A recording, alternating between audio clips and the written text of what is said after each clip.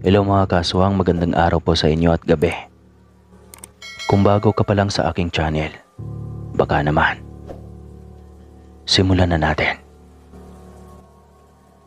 Ang hilig nating mga Pinoy sa mga piyestahan, lalo na kapag may sayawan. Madalas talaga tayong mga binata ang mabilis na nagkayayaan. Kasi kapag piyesta, alam ka agad nating maraming dalagang magaganda tayong makilala. Natural lang din naman kasi binata tayo. Lalo na kapag walang sabit. Sarap ng buhay habang lamas-masok ng sayawan sa piyesta. Lahat ng magandang dilag ay pwedeng kasayaw mo. Hindi katulad ng kapag may nobya ka na. Lahat ng galaw mo sa sayawan, limitado. Atensyon mo dapat nasa kanya lagi. Ako nga pala si Tupay Sir Casper. Medyo may pagkatisoy din. At habulin ng mga babae noong kapanahunan ko pa. Pero syempre, napaglipasan na ng panahon. 53 na ngayon ang aking edad. At noong kapanahunan ko, sobrang daming karanasan ko tungkol sa mga aswang na iyan. Minsan na akong nakipagbuno sa mga aswang. Minsan nang malagay sa alanganin ang buhay ko dahil sa mga nilalang. Kaya totoo sila. Totoo ang mga nilalang sa dilim. Kaya huwag tayong maging kampante dahil walang pagsisisi ang nauuna. Palagi yung nasa huli. Taong 1992, edad 23 ako noon. Talagang ganyang mga edad masasabi kong doon lumalabas yung interes natin sa mga babae. Sa mga jamming, bisyo, barkada at lahat. At sa edad kong ito, naranasan kong manligaw ng aswang na hindi sumagi sa aking isipan na posible palang makarelasyon ko ang ganoong klaseng nilalang. At gaya nga ng una kong sinabi, may pagkatisoy ako. Kaya lumalabas ang pagiging mayabang sa harap ng mga barkada. Lalo na at mga barkada ko ay hindi rin magpapatalbog. Kapag tatlo ang karelasyon ko ay dapat ganoon din ang kanila. Kaya bangang matatawag at napagtanto ko lang iyon ang nakilala ko na ang babaeng talagang nagbabago sa aking pananaw. At syempre, hindi aswang iyon. Dahil na-trauma na ako sa karanasan ko nang minsan akong nalinlang ng isang aswang sa piyestahan. Hindi ko na po ididetalya ang lugar dahil paniguradong buhay pa rin po iyon magpasa hanggang ngayon. Itago natin siya sa pangalang Mildred. Nakilala ko lang sa pistahan sa unang gabi ng sayawan sa aming baryo noon. Ang sabi niya ay taga-kabilang baryo lang daw siya. Sa gabing iyon ay talagang sa kanya nabaling ang aking atensyon. At dahil medyo matinik tayo sa babae, diskarte na kaagad. Akala ko kasi maka-score na ako. Ang hindi ko alam, ako yata ang naloko. Sikat na sikat sa panahong iyon ang musikong Only You ng Yazoo. Kaya nang naitugtog iyon ay kaagad kong niyaya si Mildred na pumagit na sa sayawan dahil nais ko itong maisayaw. Napansin ko lang noong kayakap ko na ang dalaga. Yung amoy ng langis na naamoy ko sa ulo niya. Grabe, sobrang tapang. Para yung ilang buwan nang nakababad sa ulo niya. Ang ginawa ko ay habang nagsasalita ay nakabaling ako sa ibang direksyon. Tinanong ko siya kung pwede ba akong pumunta sa kanilang bahay para makaakyat ng ligaw. Ngunit mabilis itong tumanggi. Ang sabi niya ay tumakas lang daw siya sa kanila at hindi alam ng kanyang mga magulang. Sobrang istrikto raw ng mga ito at sa edad na 16 ay bawal pa siyang tumanggap ng manliligaw. Edi magkikita lang tayo ng palihim. Suhestyon ko noon nang magpaliwanag siya. Kaagad naman itong pumayag. Ito ang nagbigay ng lugar na maaari naming maging tagpuan. Napakasukal ng daraanan at maging ang lugar na iyon. Ngunit sa pagiging interesado ko na mapasali siya sa listahan ng aking koleksyon, baliwala sa akin ang nasabing lugar. Maayos naman lagi ang aming pagkikita. Dalagang Pilipina ang galawan niya. Subalit ang subukan ko itong dalihin ay hindi ako makapaniwalang bibigay ito sa akin kaagad ng ganoon kadali. Ang minsang tikiman lang ay napapadalas, pero hindi ko ramdam ang pag-ibig sa relasyon naming iyon. Sigulaki lang kung tawagin sa kapanahunan natin ngayon. May dalawa pa rin kasi akong naging unang karelasyon. At tulad kay Mildred, no involved feelings. Wala akong commitment sa mga ito. Wala akong pinaasa at walang pinangakuan. Ang dalawa rin kasing nauna ko ng karelasyon. Sila naman ang nagpapakita ng motibo. Sinakyan ko lang. Kaya pagsakay ko, naging kabayo na hindi tumatakbo. Hindi, joke lang. Lalaki din naman kasi tayo, kaya nagpakalalaki na lang din ako. Sila rin ang gumagawa ng mobs. Siyempre, lalaki nga tayo at kahinaan natin yan. Alams na. Akala ko naman maitatago ko iyon ng matagal. Iyon pala ay aabot talaga ang pagkakataong magpang-abot sila. Unang nagkaharap ang una at pangalawang babaeng pinagsabay ko. Ayos lang, kasi kuyugan at sabunutan lang naman iyon.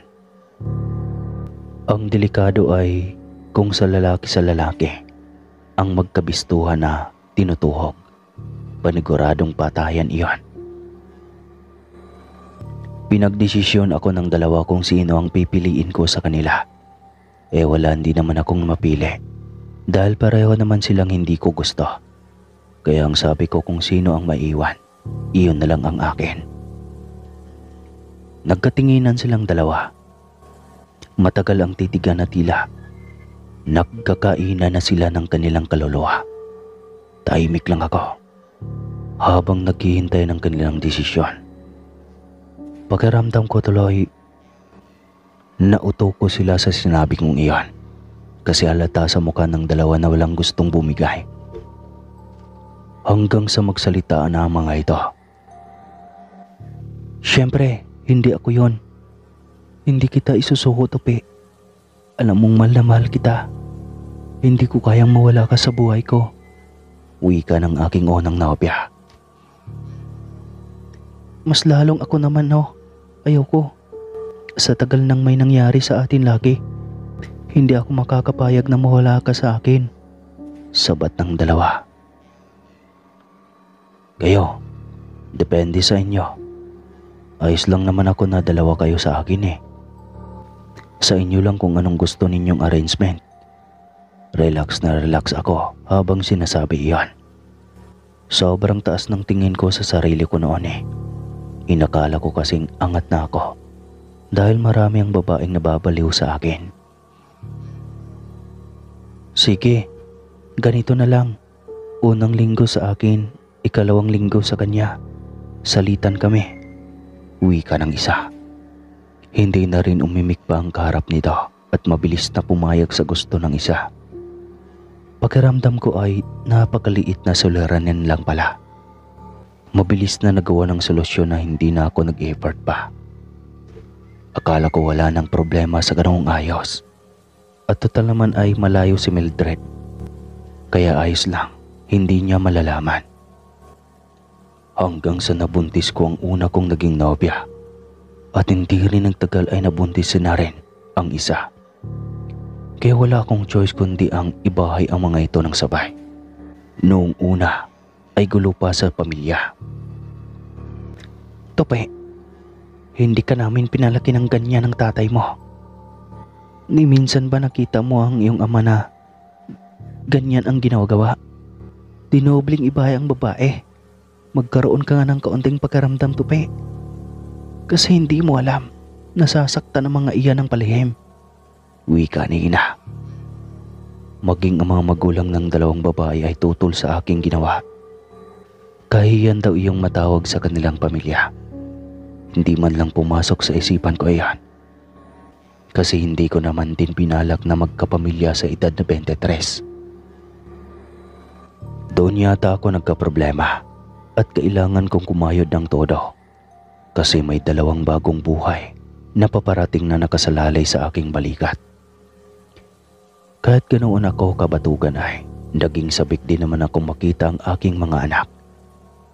Dahil sa nangyari ay madalang na lang ako makabisita at makapunta sa tagpuan namin ni Mildred. Tupi, tapatin mo nga ako. Talaga bang wala kang asawa? Pamilya? Tanong ni Mildred sa akin. Wala nga, mahal. Marami lang pananim sa bukeri na kailangang pangangalagaan. Kung kaya madalang na lang akong makakabisita sa ating tagpuan. Kumbinsi ko rito. Akala ko naman ay naniwala na sa akin ang dalaga dahil tahimik na ito. Ang hindi ko pala alam ay may balak itong iba at iyon ay sundan ako ng hapong iyon. Naramdaman na rin yata nito ang kawalan ko ng gana sa kanya. Paano pa kasi ako matitira ng lakas na para sa kanya? Gayong ubos na ako sa 2 pa lang. Kung dati ay nakukuha ko pang magpabango at pumorma. Sa pagkakataong iyon ay galing sa bukirin tapos diretso na sa kanya. Nagigilty rin kasi akong hindi siya mabibigyan ng panahon. Gayong alam kong mahal ako nito. Padilim na nang makarating ako sa bakuran ng bahay. Magkasunod na bumaba ang aking 2 kinakasama. Hindi pa man ganoong malaki ang umbok ng kanilang tiyan. Ang isa ay mag-6 na buwan, habang ang isa ay magli5 buwan pa lang. Halos magkasabay pa rin. Sabay ang mga itong lumapit sa akin.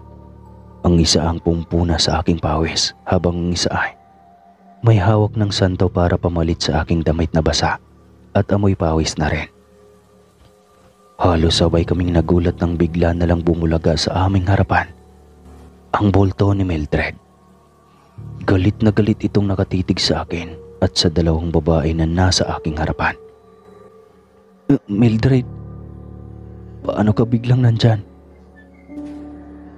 Ang naging tanong ko kaagad dahil sa gulat. Anong ibig sabihin nito, Tupi? Ipaliwanag mo. Galit na bulyaw nito. Sinong babaeng yan, Tupi? Bakit kilala ka niya? Tanong ng isa. Huwag mong sabihing dinadagdagan mo pa talaga kami, ha, Tupi? Galit na tanong rin ng isa. Kaya pala halos wala ka ng panahon sa akin. Kaya pala madalang mo na lang akong katagpuin. Ito pala ang rason. Tinanong pa kita ng ilang beses. Binibigyan kita ng pagkakataong umamin sa akin ng lahat. Pero pinili mo pa rin magsinungaling. Mahabang litanya ng dalagang si Mildred. Hindi ako nakaimik. Kasi sa paraan pa lang ng pagtitig niya, mababanaag na kaagad ang kakaibang galit nito. Ngayong alam mo nang 2 kami ang nasa buhay ni Tupi, baka pwedeng lubayan mo na siya. Uwi ka ng 5 buntis na aking binabahay. Sino ka para utusan akong magdesisyon ng ganyan? Akala mo lang ba na madaling gawin ang bagay na iyan? Galit na bulyaw ni Mildred at nanlilisik ang mga mata. Napakislot pa ako sa gulat nang bigla na lamang itong napatingin sa akin. Naging parte rin ako ng buhay mo, Tupi, kaya mamili ka.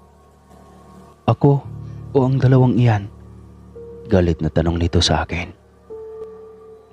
Huwag mo namang hilingin na ang bagay na iyan, Mildred.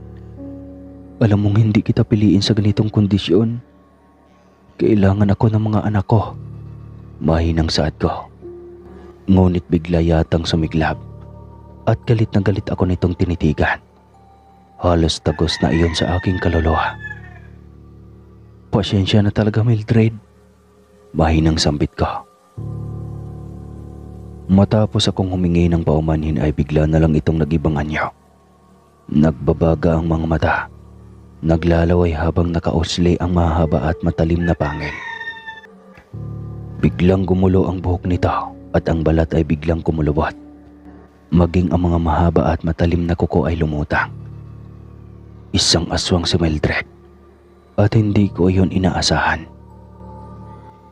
Nangako na ako sa sarili ko na maging mabuting nilalang simula nung matagpuan kita.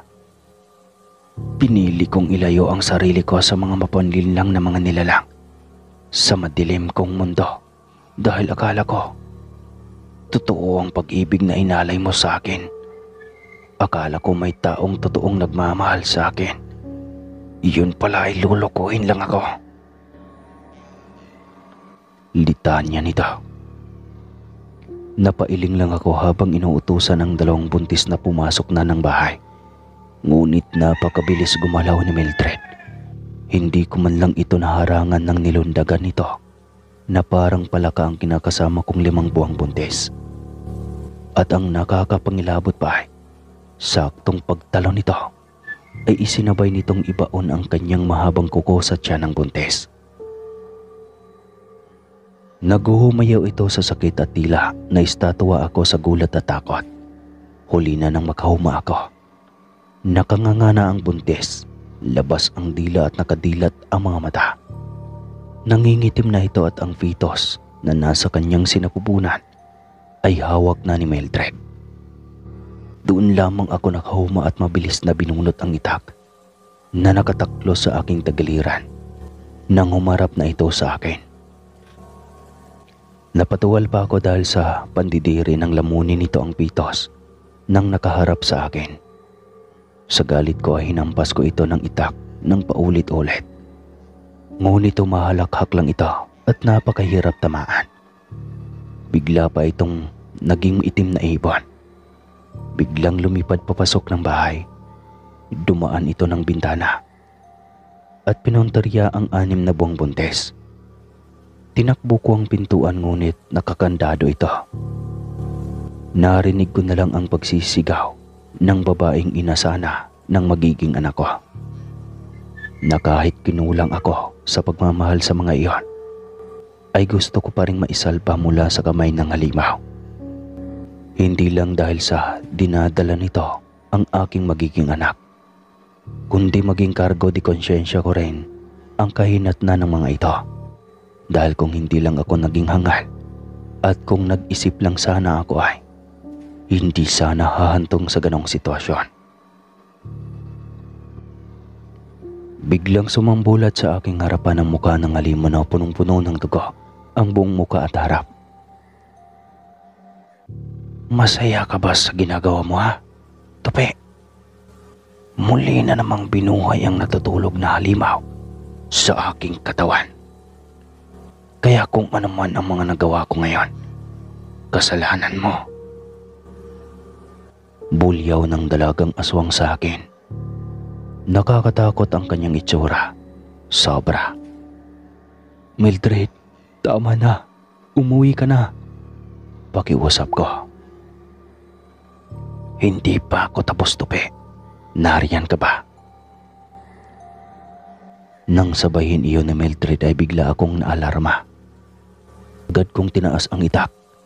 Kung patayan na rin lang, ay hindi ako papayag na mapatay ng isang aswang. Lalaban ako. At nang makita nito ang bitbit kong patalim, ay napaatras ito ng bahagya. Kaagad na lumabas at umikot-ikot pa sa bubungan. Hindi ko alam kung para saan iyon. Hanggang sa naramdaman ko na lang tila biglang bumibigat ng paunti-unti ang talukap ng aking mga mata. Mabilis kong pinutol ang malaking lubid sa pintuan. Nang mabuksan ay kaagad ko ring tinarangka ulit. Dinoble pa ang harang sa pintuan. Paikot-ikot pa rin ito sa bubungan ng bahay. Mabilis kong isinara at nilak rin ang bintana. Kung makatulog man ako dahil sa kapangyarihang itim na gamit niya, ay hindi rin niya ako magalaw. Pero hanggat kaya ko naman nalabanan, ay pinipilit kong nakabukas ang aking mga mata. Napagtanto kong maraming paraan pala ang aswang kong aatake. Kung hindi kaya nitong biktimahin ng gising, patutulugin kanila gamit ang itim na mahika. Sobrang bigat na talaga ang talukap ko noon, kaya nakiusap ako sa dalagang aswang. Tama na Mildred, parang awa mo na. Patawarin mo na ako. Hiling ko dito, ngunit patuloy lang ito. Hanggang sa hindi ko na talaga mapigilan pa ang sarili at tuluyan na akong nakatulog. Nagising ako na maraming nagkagulo sa bahay. May nakakita sa aswang na gustong gibain ang bubong, kaya nagtawag na mga rumorondang tanod. At unang nadatnan nito ang wala ng buhay na buntis na isa sa aking kinakasama. Ginigising nila ako subalit hindi pa ako kaagad nagising kung hindi ako sinabuyan ng asin. Sumpa raw iyon sa mahikang ibinalot sa akin. Pero wala na ang aswang, nakatakas. Hindi ko ipinagtapat ng nobya ko rin ang nasabing aswang. Kung sasabihin ko ay, sigurado sa akin lahat ang sisi ng dalawang pamilya. At naduwag akong harapin iyon. Baka sila na lang din ang papatay sa akin kapag nalaman nila. Karga-karga ko na lamang ang konsyensya ng napakahabang panahon. Nagsisisi man, pero huli na ang lahat. At dahil doon ay nagkaroon ako ng trauma sa mga babae. Hanggang ngayon ay matandang binata pa rin ako. At simula noon, hindi na talaga ako nanligaw ng basta-basta. At hanggang dito na lang po ang aking kwento mga kaswang. Maraming salamat po sa lahat ng nakikinig. Muli po, ako po si Tupe, ang poging gwapo.